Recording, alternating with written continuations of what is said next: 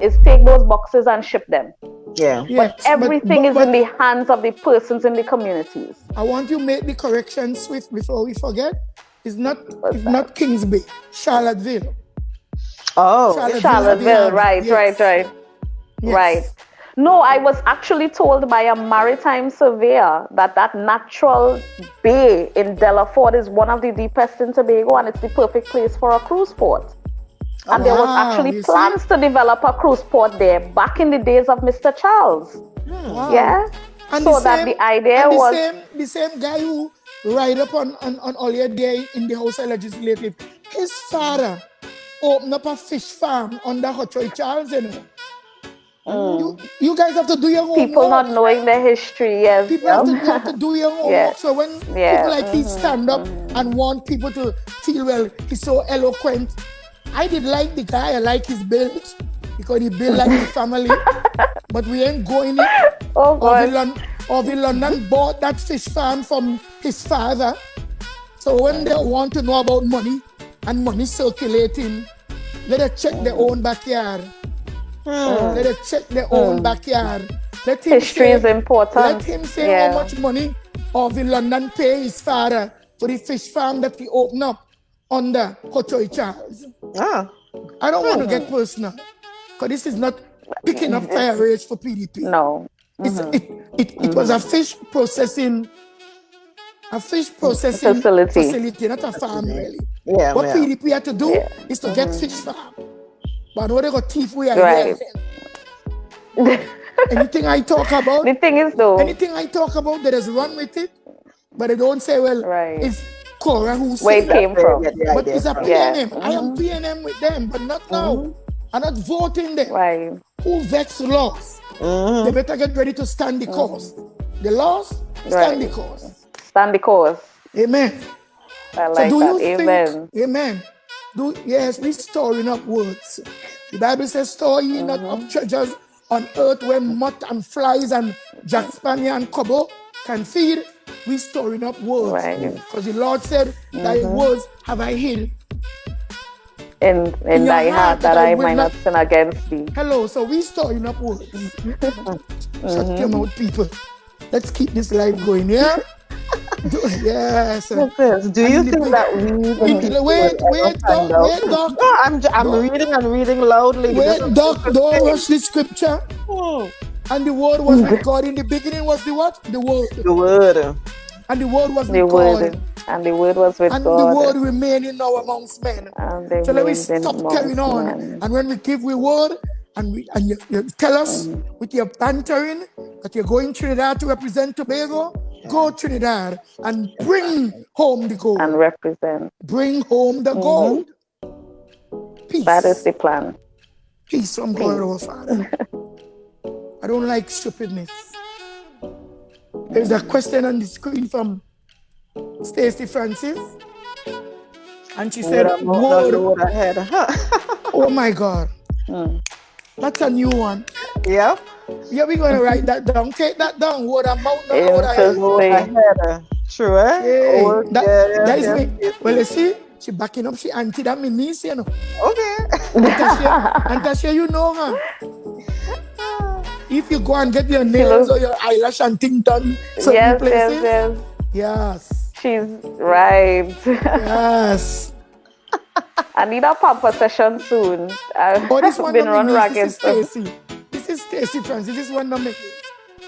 The one Francine, they just go to her to get your nails. Okay. Right. But this is Stacey. Stacey, how you doing? And they'll mix you up and mess you up there. But your word's powerful. She said, word of mouth. No load ahead. Glory to God. So we have people following with lives. Yes, thank you. We have people interjecting the same way we want Tashia and what's good to go to Trinidad and interject for the production and the future of Tobago moving forward. Excuse me. Yep. Correct. Do you think that the people will ever find out the status of Tobago's missing money? How much? Where is the money? Will the money ever be returned?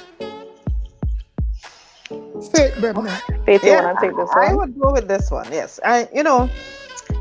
It is sadder to think about how much missing monies we've had from the Tobago House of Assembly that we don't know about. Because remember, we had 4 years with no opposition at all.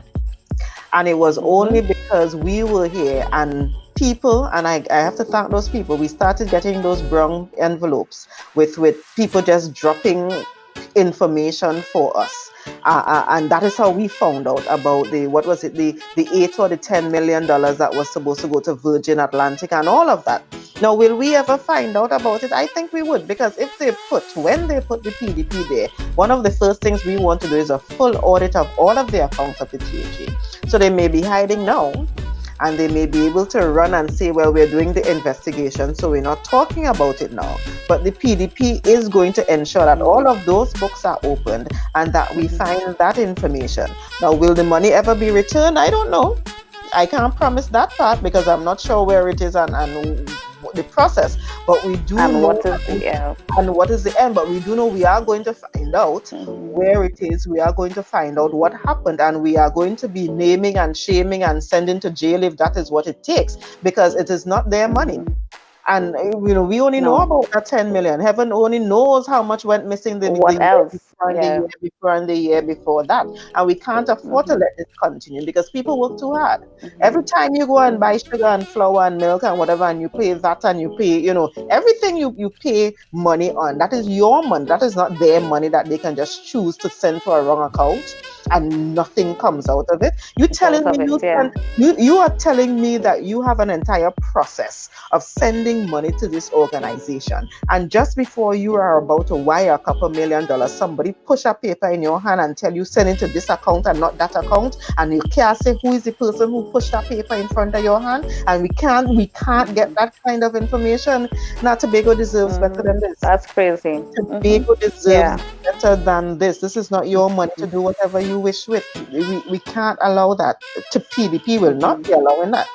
So if for some reason, because this is how the corruption will be curbed, sometimes we have to curb the enthusiasm. Well, let me ask you this question here. Suppose it's one of your family member or somebody very close to you that is guilty of such. Will you push it under the rug because it's your family, or will you still go with the form and the tenacity to make sure that this wrong is corrected right? And was it only one money? Was it only 10 million? 10 million? We don't know. No, I have already told all of my colleagues, everybody around me, that all you're not shaming me, all you're not bringing down my good name. And I know for a fact, I would say I know for a fact it's not my mother that thief it. So anybody else, fair game. Because I know for a fact it's not my mother that took it.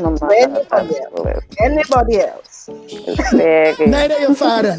Neither your father. I ain't even putting he in that bracket. Just my mother. And I know for a fact it's not she that took it. Anybody else know that?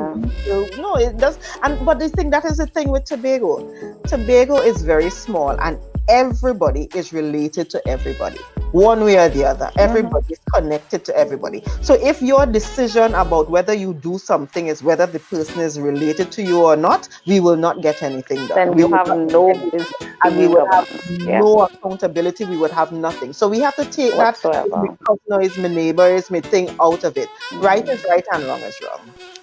But so how far and deep and wide would you expand your search for this missing money? Well, it went to England. So I am, and that's the thing that I don't understand. Our banking system is so well interconnected that if I show up somewhere and try to open an account, they're telling me no, Faith, we still don't know it's you, even though they call me by my name. We still have to prove left, right, and center. So you're telling me that this money went to an account, paper, ID card, everything. You really telling me that this money was sent to an account in England and it was withdrawn, and that account have no and nobody knows who did it. It had no camera in the bank. It have no nothing. Nobody didn't sign for it. So what about the teller or the bank manager of that bank? All of these. And that should have been flagged as a suspicious transaction.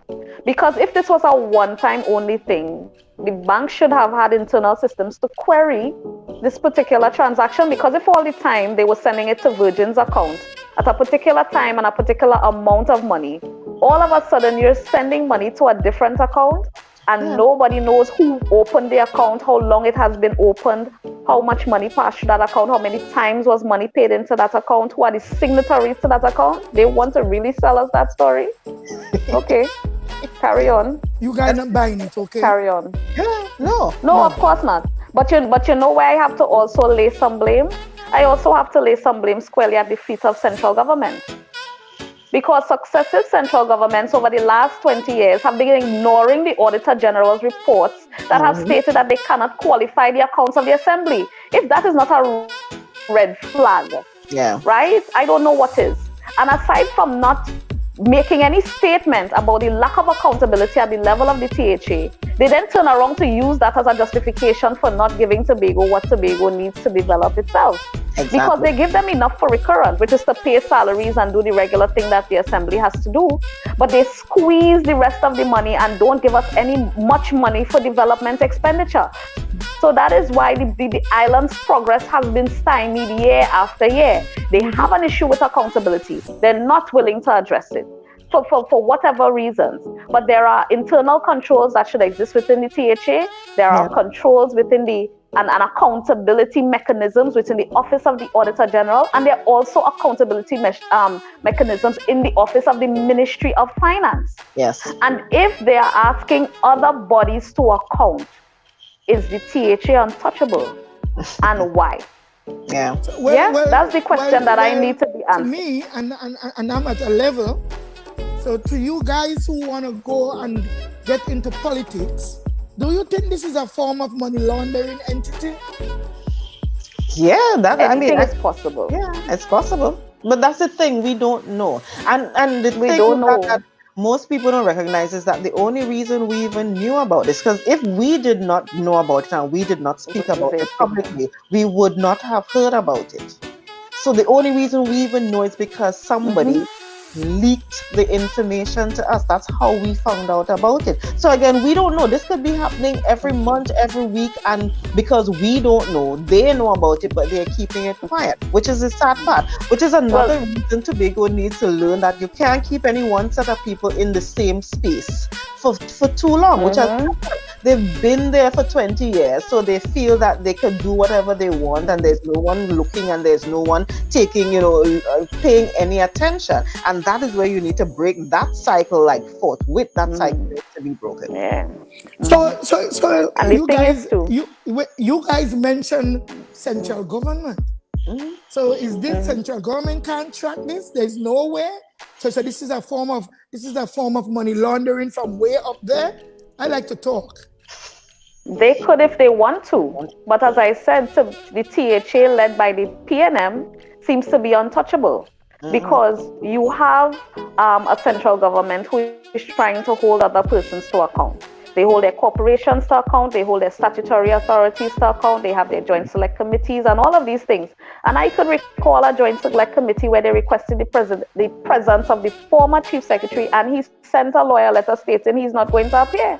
Yeah. So when you have elected officials essentially saying that they are not going to appear in front of the committees that have been appointed to ensure that they are operating within the systems that are there for them to operate, and that is left to go. Nobody cares that he didn't come and answer questions. Then that says a lot about the untouchability of the Assembly. They're really untouchable, but I am saying for Keith Rowley to come in, excuse me, Brother Keith, that you came into power and then you send a whole lot of people away as ambassadors and to put in our consulate, and then you suddenly bring them back for the newest election time. Why did you send these people away? The money missing where you send your schoolmate and your friend over London to England. I just going in with some suppositions. And you send me to England. You send Tracy Davidson, Celestine to Costa Rica. Yeah. You send Penelope. I don't know where she went. So it's alleged. I am just alleged. And I know people will put one and make two. Why you bring them back so soon? After you already been selected now to be the next Prime Minister again. You know what I'm heartened at? I'm heartened by the fact that there was no changing of hands at the assembly level in the last 20 years. So that there's nobody else to blame. Because in Trinidad, they had 5 years of another party, and then they went in and they said, oh, the thief has set of money. Up to now, nobody on the other side, as far as I'm aware, was arrested for stealing any money. They take away. But you had 20 uninterrupted years. They take away our first female Prime Minister with such sluttish and aggressive allegations. Being lesbian, being put in bed, she just speed on the car, she this, she that, she steal money. Well, if she's so guilty of stealing money, why wasn't she? Why is she arrested? Yeah. And that is the question. Right? So all this game playing, we're coming right back to money laundering. And we are trafficking the truth and trading the truth for lies. Exactly. We are sitting on thrones of lies. That the nation that suppresses black people the most is the nation you send the man who run Tobago to the gutter to represent our country. We have to ask questions. Yeah, sorry, Mr. Obi London. I know you are my friend. I never block you. You're still my friend. But sir, I think you have some questions. Questions that need to be answered. Inquiring minds want to know. Yeah. Your PNM sister, Cora, she wants to know also. And the failure for me not knowing is the result of me backing out from being a PNM anymore. Right. As a Tobagonian, what is your take on the current protests being staged by the people of Mova, Lavantil, and the environs? You see, I've been talking about the youths not listening. And the youths of today, they are not the youths that I knew and accustomed to being a youth myself. To be a youth myself. So what I'm talking here now is they failed to listen. Since 1962, the youths of Trinidad and Tobago, they were pushed aside and ignored. You claim that the youths violent, you see them committing crimes happening, but hey, you can't bring in the top cop to start to shoot and then ask questions. The more you shoot, the more the others will be angered and the more we will have. So, what do you think? Answer. The question is there, I think, Tashia, you have to answer first because you going on in the big yard. Right. Well, I mean, as the old people say, you sow the wind and you reap the whirlwind. This what we are seeing hasn't happened overnight. This has been years of systematic oppression of young black youth, especially young black men. They are angry, they are marginalized, they feel oppressed, they feel targeted, they feel like if they have no hope. And I mean, we have pockets of that here in Tobago, so I can speak from experience from talking to these young men. They feel the system is designed to work against them, so they don't trust it. They don't feel a part of it. They don't feel that it can change. They feel that politicians are crooks and thieves and liars and that they are no better than them because they're hustling too. Right. So all are we thief, but because you have on a jacket and tie, you get away. But I get a gun box to the back of my head and 6 months in jail or 3 years in jail or 10 years in jail. And they have almost given up on the idea of having a normal or a good life. To them, a good life is simply living good and live fast, and if they die young, so what? because they don't see a future. They don't see themselves living to be old men. Yeah. They don't see that they... why stay outside again to the square meals in jail? I could see I could see my boyfriend, I could see my girlfriend in jail. I going back. Yeah, so they are at a stage where they are no longer willing to let somebody else write their future. That they have accepted in their minds that their future is what they make it.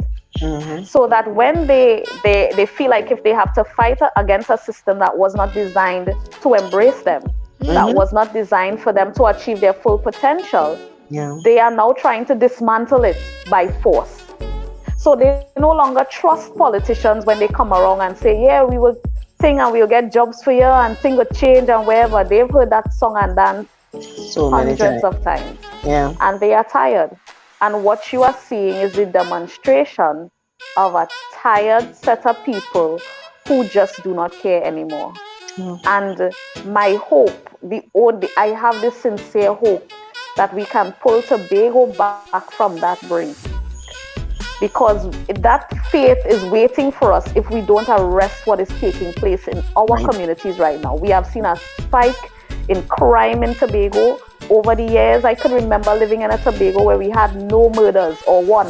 And the one murder was two fellas who fall out outside the bar and somebody bust somebody head with a bottle and they fall down and hit their head and they died. Yeah. That was the one murder for the year. Now we are seeing gun crimes. Now we are seeing a spike in drugs.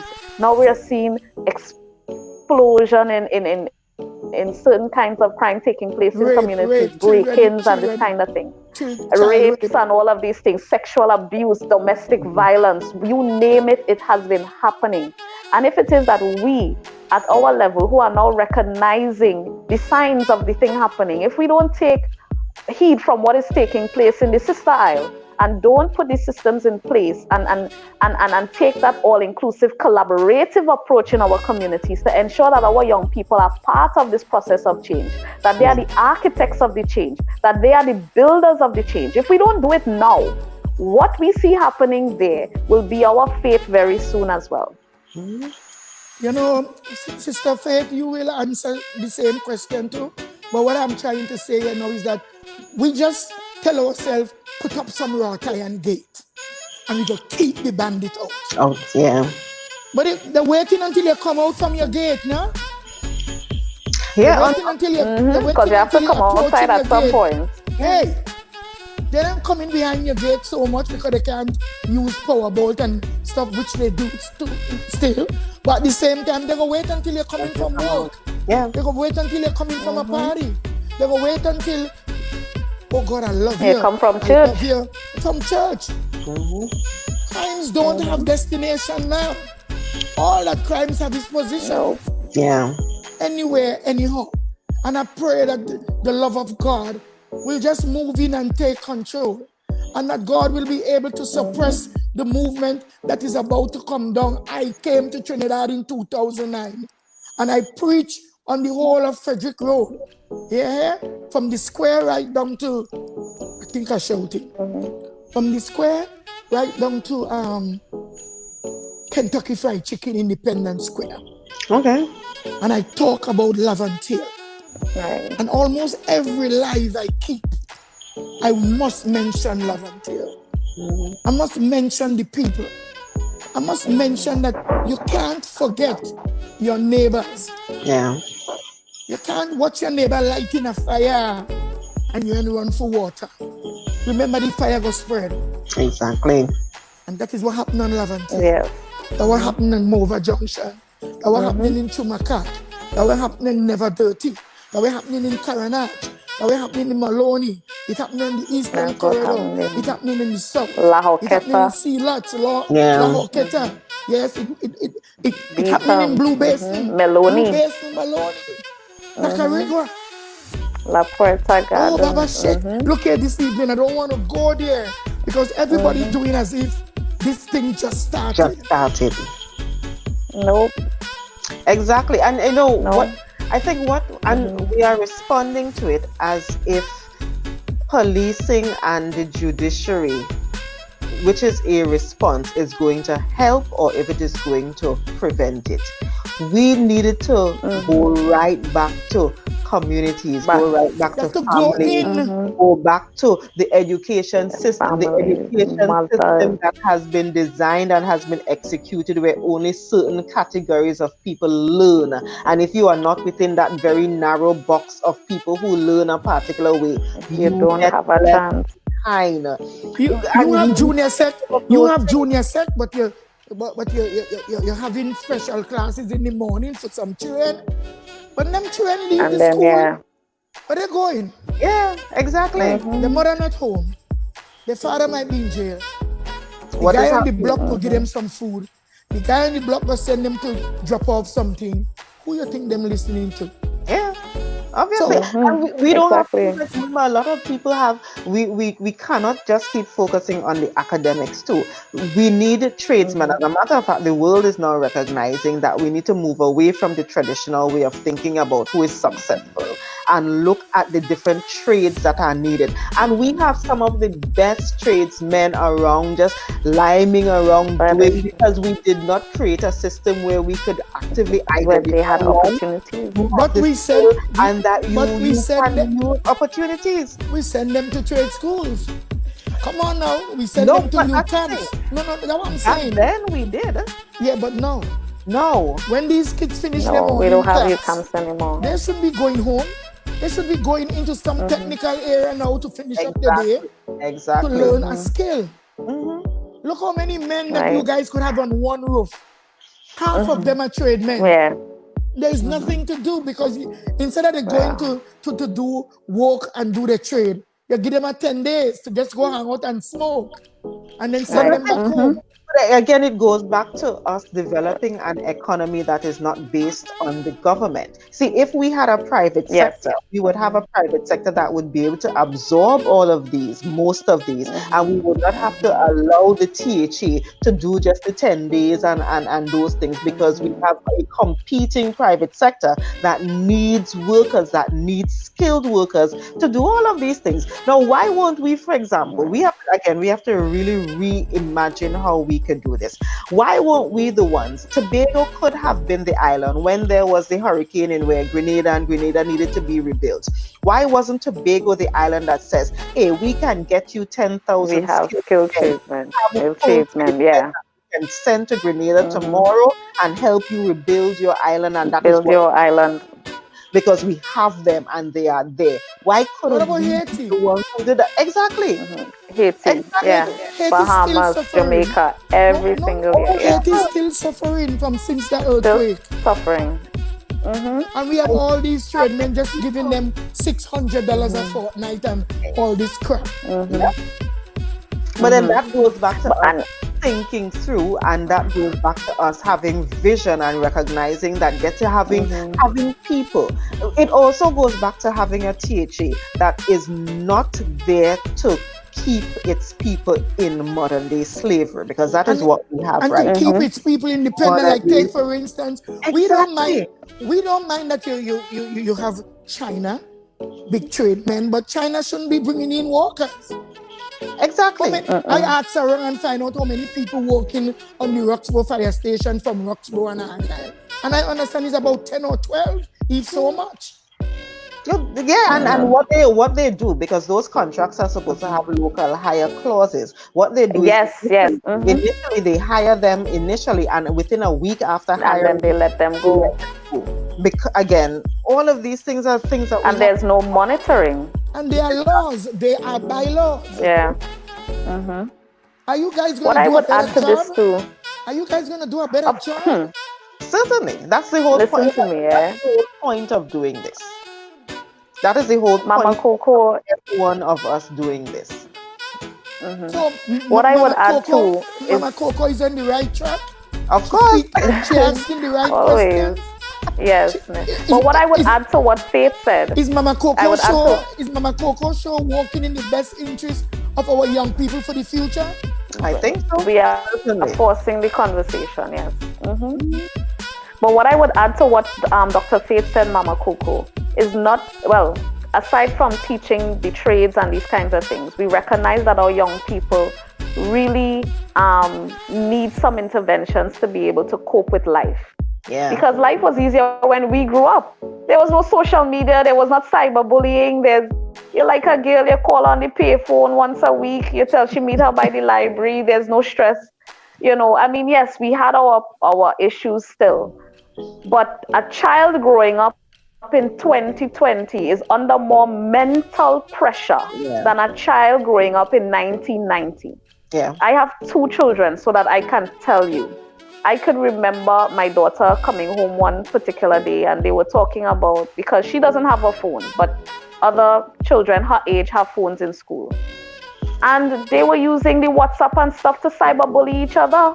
And it happened to a friend of hers, and she was so mentally affected by it, even though it wasn't her. In addition to that, funny enough, COVID has been a blessing in disguise. I have never seen her so happy. She has been, the online classes and stuff, she's under no stress. She gets up at 10, she works between 10 and 2. Nobody poking her for her pencil or her eraser. She can get up and go to the bathroom when she wants. She can have her snack alongside her tablet, so she's doing her work and she's eating at her own pace. She can drink water, and she's so much more relaxed. And I am having serious thoughts about not sending her back to school. That is where my mind is at, because I did not realize how much stress she was under simply going to school. And when you look at young people in communities now, especially when you live in a community where there's the influence of gangs and drugs and prostitution and all of these things, you realize that young persons need some serious interventions. Yeah. One, they're probably suffering from serious mental health issues. The second thing is that they may not have been exposed to any life skills. So things like simple conflict resolution, simple things like anger management, simple things like goal setting. I have met some young men who can't even tell me where they want to be in a week or a month or 6 months, because they have no goal for their life. They don't see themselves as something of value. So that when somebody comes and promises them a morning walk, they'll take it because they see their value as being only that and nothing more. If somebody tells to them, I'm giving you $500 to vote for me, they see their vote as having the value of $500 and nothing more, but the $500 will finish. And when it finishes and you vote for the wrong person, you have to catch your tail for however long they are there until you get the opportunity to move them. And what I try to, when I have the conversations with them, I ask them, just think for a second. If you had the power, whatever power it requires, superpower, money, whatever, to change this place, to do something in your community or in your life to make it better, what would you do? 90% of the young people I ask this question can't even answer, because they've never thought bigger than what somebody else has told them what their value is. And it starts with Tobagonians in general, understanding that you deserve the best. And if somebody wants to sell you less than the best, it means that they don't have your best interest at heart. Because we see the best walking around. They're driving the Range Rovers. They have 2 and 3 mansions. They eat at the expensive restaurants. They pay for the most expensive clothes. But after you vote for them, you can't see them. You struggling to make ends meet, you can't call them. You send them a message on their Facebook, it stays on red. But they could find you election time though. They'll find you. They'll find you election time. Something I don't want to go away from before Dr. Faith answer the question too. I watch these young men, and the quality tools they're using bring tears to my eyes. No power source. Man are to be pushing so. Man are to be using them long time square. I seen all because these guys, they're not working right now. They don't use the tools. And they can't afford tools. And they can't afford to. So if whether what's doing this thing and you doing it, I think you should invest in 2 power saws and some modernized square, you know what I mean? No, this is fair. So we can move faster and then we learn for the future. Because if China come here, China wouldn't give you a job to come on the project. Because you don't know how to use electronic tools. You don't know how to use power tools. So our country is so far back. I grieved. That is true. But it's not even just in the construction. It's with all of the other areas when it comes With everything, yeah. and everything else. Where we are is decades behind the rest of the world, unfortunately. Like some people in some places, they can't make a good phone call. Dr. Faith, you will talk on that. Well, that is so, and that tells you some of the basic infrastructure that this island should have. We don't have, and it's what 116 square miles. We should have the best internet, no matter where you go on this island. In the Caribbean, that is true. Exactly, because we are tiny enough to allow us to have the best internet, the best telephone, the best cable, the best all of those things. I mean, there are places even right here that you couldn't even get cable because it just is not in that area. And I'm thinking, but we are 10 minutes from town. We are 15 minutes from town. What are you telling me we can't Why we can't have cable, eh? We can't get cable. Why don't we have wireless internet throughout this entire island? We have across the island. We are small enough. The technology exists for us to have internet throughout the island. Throughout the island. And that is why, for example, like Tashia, I am actually happy for you that your daughter is experiencing this COVID thing at home and she's able to function. But I know people whose children have not done a single bit don't have any access at all. Because they don't. I don't envy teachers at all. They don't have. They have no devices. One person speak.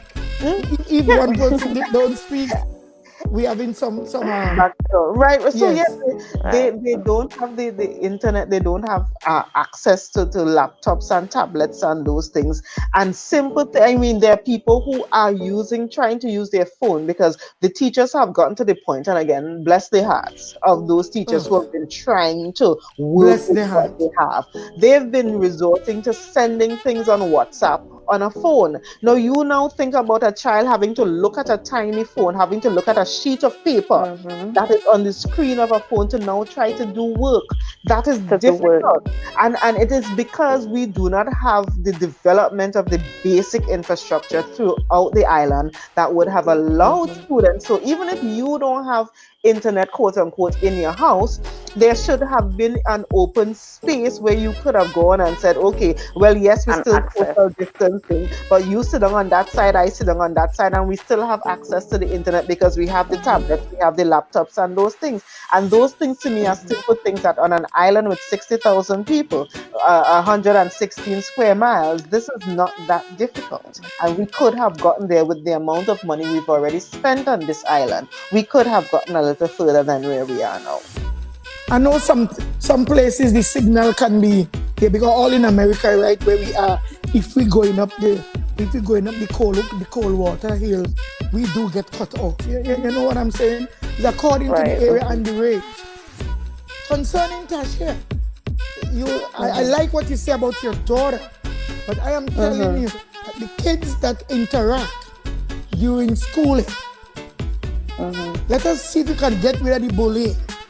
And I would recommend that your daughter go to school. Honestly, there is a profit to get when you grow up mixing, interacting. You grow up and learning how to deal with people, how to deal with a fight, how to deal with an argument. You see, social interaction is awesome because we see that they put us to stay home now, and nobody don't like that. We all want to go outside. Everybody want to be outside. But I'm not going to minimize even if it's just to be outside. Just to be outside. No, I mean, the thing is that I am the kind of parent that I give my children the opportunity to be able to express themselves. As I said, I'm seeing the change in her. So it's a conversation I would have to have with her because I see that she's happier. But I understand that there is a need for her to develop, and that development could only take place if she's outside and mixing and mingling with persons. So it's a discussion that I have to have, you know. Yes. I don't envy any teacher going back into the classroom in September, because what Faith pointed out, which is there are some children who will be ready in September, because actually this week is when school should have closed. So no more work is coming. The August holidays have officially started.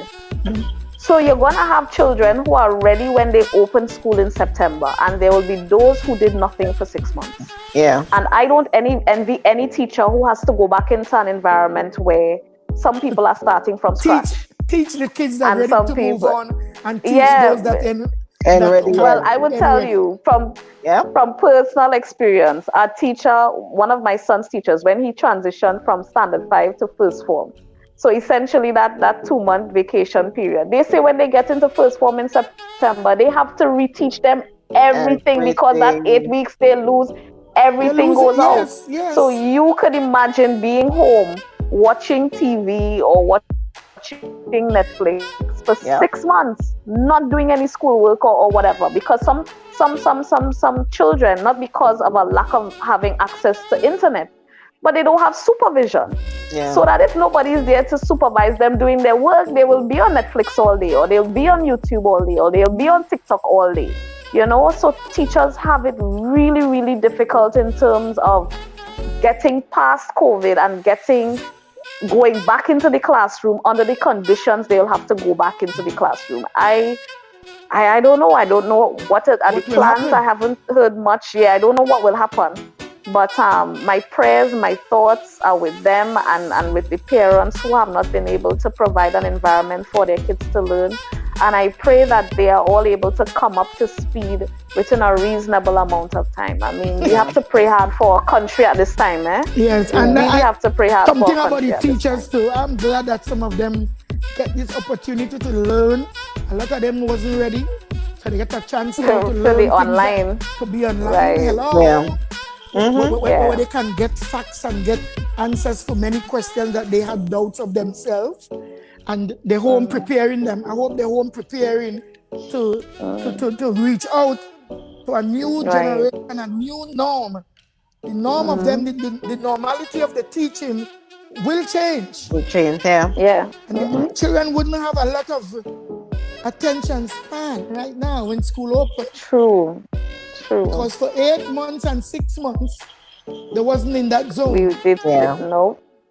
So right now we really have to pray, and we have to get ready to prepare our people for the new day, for the new age. So here we are. More questions could come up in between that, but we are 1 hour 48 minutes and 0.05 seconds. Oh wow! Whoa. Inside. So are Tobago women treated equally in the political arena? Okay, I would go with that. Being someone who has done quite a bit of gender studies and an understanding that women, there is still quite a bit of gender bias as it relates to women in all spheres of society. Yes, we have equal education, but when it comes to the higher levels of practically everything, you tend to see, even though the women tend to be doing better earlier up, when it comes to the later half, that balance, that shift, it is not as balanced as you think it should be. So yes, I think that women in politics in Tobago are not treated equally, because there are many times you do not hear them asking about what the man had on and what the man did, and whether the man was married with children, and all of those questions don't really come up when it comes to evaluating the worth of a male politician in Tobago. But those things do still come up when you think of whether a woman is good enough to be a politician, and that is not, it's not even just in politics. That I think is just the construct of how our communities have been. We have been biased with certain things as it relates to what a woman should be or what a man shouldn't be. So no, there is no equality, but that is why people like Tashia and I are here to show that, hey, you know, we don't care, we're doing this anyway. Like take for instance, let us take a couple things like, who head up the Ministry of Education? A man or a woman? Who head up TNT? A man or a woman? Who head up Wassa in Tobago? A man or a woman? Who head up the teachers, the teaching committee? A man or a woman? It may be a woman because I think we have more female teachers than male. Tuta has a female president now. No, Tuta. but that was Tuta. Yeah, but that is after recent. all these years, eh? This recent. Yeah. What I can say for me entering this, I've felt that I've had to live up to a very unfair standard. It's almost like if the bar is higher for females entering politics than males. Take for example, I remember about 2-3 years ago when Chrislyn Moore posted a picture of her Monday wear, on Facebook for Carnival. The backlash was terrible. But male politicians whining on people in the road and nobody bats an eye at that. And I'm like, but how could that be fair? There's this idea that even female politicians, to be heard and respected, you almost have to be aggressive. You have to be, kind of especially hard or loud or something like that. And it's like our voice is not as respected as if a man were to be the one to be putting out the same kind of message. Even when I look at our current MPs, who are 2 females, I ask myself if they command the same level of respect as their male counterparts or as their Trinidadian counterparts. Because when I looked at the makeup of the COVID recovery team, you would think that if this is a national recovery team, aside from the fact that they only had 2 Tobagonians on the committee, none of our MPs were on the committee, and that said a lot to me. Yeah. Does it signal that because they're from Tobago and maybe because they're female that they're not worthy? I mean, those are the questions that came up in my mind when I looked at that.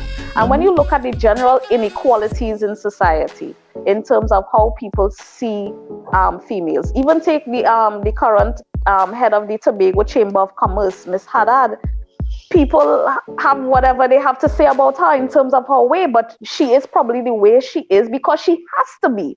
She has to be aggressive. She has to be forthright. She has to call a spade a spade. Because if she was to be dainty, mousy or whatever, quiet, they would not take her seriously, and because she has the utmost respect for herself and her knowledge and her years in the sphere, and the fact that she as a businesswoman has been successful at what she does, then it shouldn't be so difficult for her to command respect at a table of her peers, whether those peers are male or female. But it seems like if she has to work harder for that respect for some reason, and you don't see that same level of that same high bar that they set for females applied to male counterparts. I don't see it.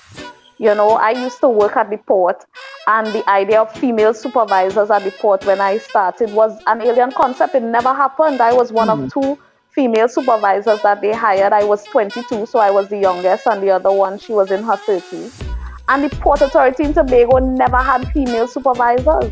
And immediately going into that, you had a situation where males, and the idea, the complex that males have, I'm not going to take instructions from a female, and worse yet, a female younger than me and who looked like she could be my daughter. And, you came up on those kinds of things. Now, for me, I saw so people. So I'm like water. I will wear a stone away until it gets smooth at the edges, but that takes time. But I had to work at getting that respect because it wasn't given to me when I walked in with that title. I had to earn it. But if I was a male, immediately that respect would have been given. And that speaks to the inequalities that exist in society with respect to males and females in positions of power and authority. So I why would love are to women see the day where... So why are No, women go called ahead. aggressive and men? Why are women called aggressive, but men powerful or they're powerful and they know what they're doing? Yeah. Because there's this idea of the fairer sex. So the fairer sex has to be soft. It has to be, I don't know, Very pliable. pliable. It has to be, yes, it has to be, I don't know. I mean, but you see, I don't know, and maybe my own viewpoint is very biased because I am a single mother. So I've had to raise my 2 children technically without, that daily input of their fathers. So that in many respects, I had to play both roles at once. So that it's easy for me to switch from being the nurturing mother to being the stern father if I have to, because I have had that experience. So it's easy for me walking into politics to know when I need to be soft, when I need to show that softer side, when I need to be empathetic and all of these things. But I also need to let people know I'm not going to let you walk all over me. I'm not going to allow you to disrespect me. I'm not going to allow you to talk to me in a particular way because you feel I'm smaller than you and I can't fight. Trust me, if we had to find that out, we'll find that out. But don't make the mistake. So, so I'm telling you, no, Faith, I mean, you I've like had... that. Well, Faith, you like that too anyway. Yes. You are only child, so No, you always know how to do it yourself. You brought up the former Prime Minister, Mrs. Pipsad Bissessa.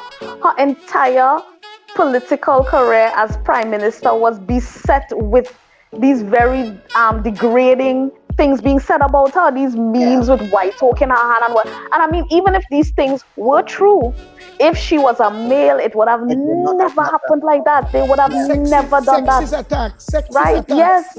Yes. Right. We see it. So our society has a ways to go. She again recognized that, she get the Prime Minister, but it takes a man to really run it. She don't want to bring out the male in she. So she allow all the men around her to dictate her pace. Who want to thief, maybe, I don't know, it's alleged, because nobody ain't make no jail. But I think again because I think I understand biology and I understand cultural aspects of maleness and femaleness. So these are all cultural constructs. There is nothing that says a female is supposed to be a certain way just because she's female, and there's also nothing that says that, for example, males cannot be nurturing. I keep telling people, as even within the family structure, the only thing that the man physically cannot do that the woman can do is breastfeed. Just because the biology is different for that. But there's nothing that says that a woman has to be a certain way and a man. These are all cultural constructs, and the same way cultural constructs can be developed, cultural constructs can evolve, and that is why I will always be a part of the evolution of those cultural constructs. Because this has nothing to do with me being female. You will be the evolution of what? Say it again so we can hear. Cultural, we would have the evolution of cultural constructs. So the idea of males being a certain way and females being a certain way, those are cultural constructs. Those are not written in our DNA. Those are not written in our biology. Those are what we grew up saying, and we grew up seeing our grandparents doing, and we hear our grandmothers telling us that you need to take out the food for the man and those kinds of things. There is nothing within us specifically that says as a woman that is how that is coded. Exactly. So this is why we need to have groups of people who recognize that we are equals, and that we should be treated like equals, and that we should divide labor equally, and that we should do, there may be things that you don't like to do, so you don't do them, but it shouldn't be you are not doing them just because you are male, or you are not doing them just because you're female. And it happens with us teaching our children and those around us that these really are just cultural constructs, and they can evolve. They have evolved. We have gotten to the point now where we have a lot of women doing things that we never thought women would do before. And we need to encourage that, and we need to do the flip, because I think a big part of the issue, and even going back to the issue with our young men and so forth, is that we have actually we have nurtured our young men to believe that if you show any emotion, that you are tough, that you are a man, when in fact, and we do it, and I keep telling even our parents, even the mothers, the fathers, when they give the boys the slack. Exactly. They could go out when they're 11 years old and hang out. But even before that, your girl child, if she only come in late, that'll lock ship.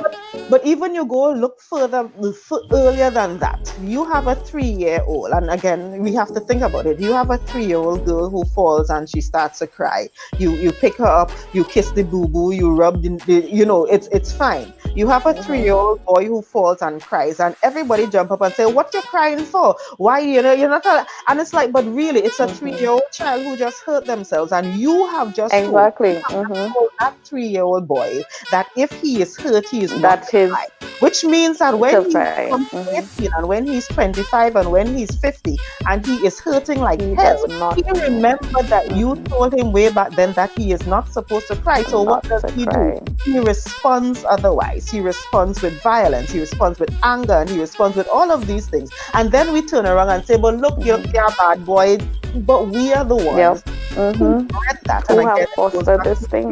Yeah, it's going back to being that this cultural construct that we need to be conscious of what we do and work every day at shifting it. We have to work every day at shifting it. Do you think a Tobago woman would ever become Prime Minister of Trinidad and Tobago? I'm reading. Yes, it's your question anyway. Why not? The fact that we have to even ask the question shows that we have some work to do. And there's nothing that says Tobagonians have always proven to be very resourceful, to be very smart, to be very intellectual, to be very hardworking, to be all of the things that is required for a good prime minister. And let's not talk about the one that we have now, but we're talking about specifically women. There is nothing in our DNA that prevents a good Tobago woman from being a good Trinidad and Tobago Prime Minister. Absolutely nothing. And that is why we have to pave the way. We have to, as women, for example, Tashia, pave the way so that other young girls coming up would know that this is normal. The fact that we have so many women doing this in politics now should be normal. It should not be normal. This should not be unusual. This shouldn't be special. When a young girl who is 10 and 12 sees me, it should be, because Faith is just part of one of half or one of more than half in politics. I would love for the that point. And then we would be able to say this question wouldn't even need to be asked. Because when I was growing up, I had this deep admiration and respect for Dr. Aislinn McKenzie. And I always believed that she would one day become president. She was an independent senator and her wit is out of this world, and she's everybody's favorite grandmother, and she was one of those representatives in the Senate who I look forward to their contribution because at every turn she never lost her Tobago accent and the Tobago dialect, but nobody could match her mind. She has one of the sharpest minds. And I always said to myself that one day, I hope if they offer and she is accept, I would love to see how she would be as president, because I've always held her as a female, as a Tobagonian female, in such high esteem. And she's a politician that I admired. And I said to myself, if I ever entered politics, even way back when in high school, that I want to be like her. Nobody questioned her integrity. She will call a spade across the board, and if she could have served with such distinction, and I think that she's such a great example, her and Pamela Nicholson and all of these people who went before, I don't see anything preventing any Tobago woman from ever becoming prime minister. There is no limit there. Or president. It is there. A very honorary role. Yeah, honorable post. And I'm saying to be a woman president from Tobago, they won't go down there and be so quiet. They will go down there and let us know who is a president and what a president is qualified to do. But right now, we don't know what our president should do. I need my president right now, my first female president, to be able to be coming to Tobago more often. So that if you walk away, if you walk through Roxborough, at any given time, people could say, this is our president. But right now, Tobagonians can't make she out in Tobago. She just walk the street without certain people flanking her. Or whether it's the police or the army, they can come with her, but young people still wouldn't know who this woman is. Would not know her. That is true. That is true. So cheers to Tobago. In fact, they don't even know who their current representatives are. So what I'm saying. So I was now going to say that. So kudos to our Tobago women who educating themselves in wide fields, who making sure that if they are chosen to represent, they can present. You know what I'm seeing, and it kind of throwing me off every time? Management telling me that I'm rushing. I ain't rushing. You told me about the 2 hours and how many hours we can go. Yeah. And so that's why I was doing this. I'm a little bit getting a little bit agitated, so let me calm right down. You know, I am mourning the loss of my brother. And I seriously, and I just do this role because Faith, Sister Faith could have come back. She would have come back, but you was already supposed to be here a little bit ago, and we changed. We changed the night. Yeah. And here we have a question: how can we start grooming a generation of female prime ministers who were born and raised in Tobago? Wow. So I would. Oh, Tashia, you go ahead. Tashia first. The one idea that has come to mind is that we have a number of politicians who went before, who made sterling contributions, who are still alive and who can still contribute.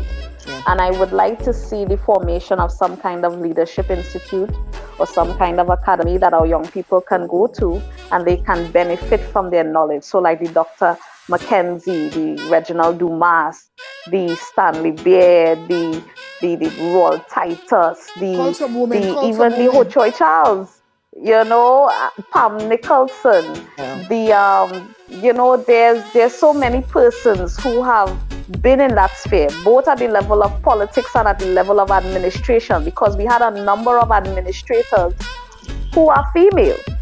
And they came through the ranks. They know the processes, they know the systems, they know the in and out of governance. And these people have the institutional knowledge, they have the institutional memory. And when they die, it dies with them. So that we should be now harnessing the power of these persons, their memories and all the experience they have, and expose them and expose young people to them. Because the average young person now at 18 years old and 20 years old doesn't even know how Ho Choi Charles look.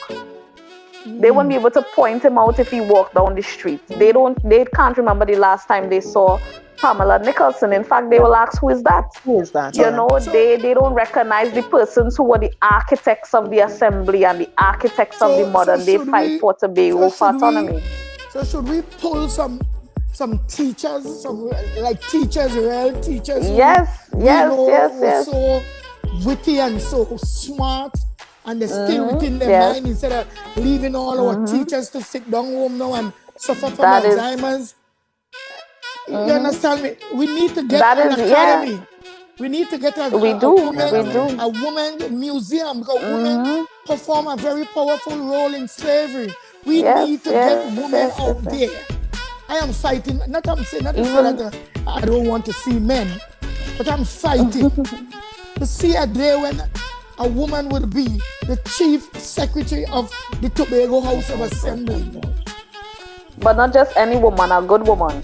Well, you know, we ain't going. You see who coming up on my lives. I bring out the best. Join us Sunday. Sunday's 2 women again. You're right. Sunday coming is 2 women again. 2 women. Young woman. Because we have to. And an advanced mother. Right. You know, she has grandchildren. Oh yeah. So I think it's important for any. Right. Okay. I think it's important as women enter in politics to always ensure that we can lead from a place of integrity. As a woman, you don't get to come back from anything that clouds that. You know, you only have one chance with that, because men can get away with things over and over again.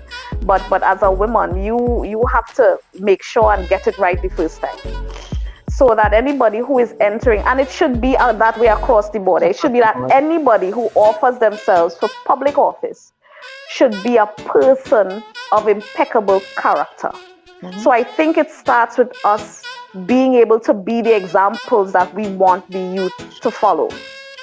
It cannot be a situation where we tell them, do as I say, but not as I do. And we're seeing too many of that in leadership positions across the board, whether it be in politics, whether it be in other government institutions, whether it be in the private sector. People in leadership positions are getting away with certain things, but the persons below them, they're telling them, look, I could do this and get away, you're not so lucky. We have to make sure and set the examples ourselves, It's also important, I think, for us to establish mentorship programs in schools to allow persons to give back. So people can learn from your experiences. You can share with them. In fact, 2 days from now will make it 18 years since I graduated from high school. And I've probably, this is probably bad to admit, but I've probably only visited my high school maybe 2 or 3 times since I left, But I recognize that there is a need for programs in schools where persons who are former students can come back and contribute in a tangible way and not just donate money. But again, creating forums where we can share experiences, where we can have that rapport, we can have conversations, because again, we grew up in a time where things were far different to the time that young people are growing up in now. They expect a lot from us, just as we expect a lot from them. But we can't wait till the horse has already left the stable to try to break it in. We have to break in the horse while it's still in the stable and still under our control and steer.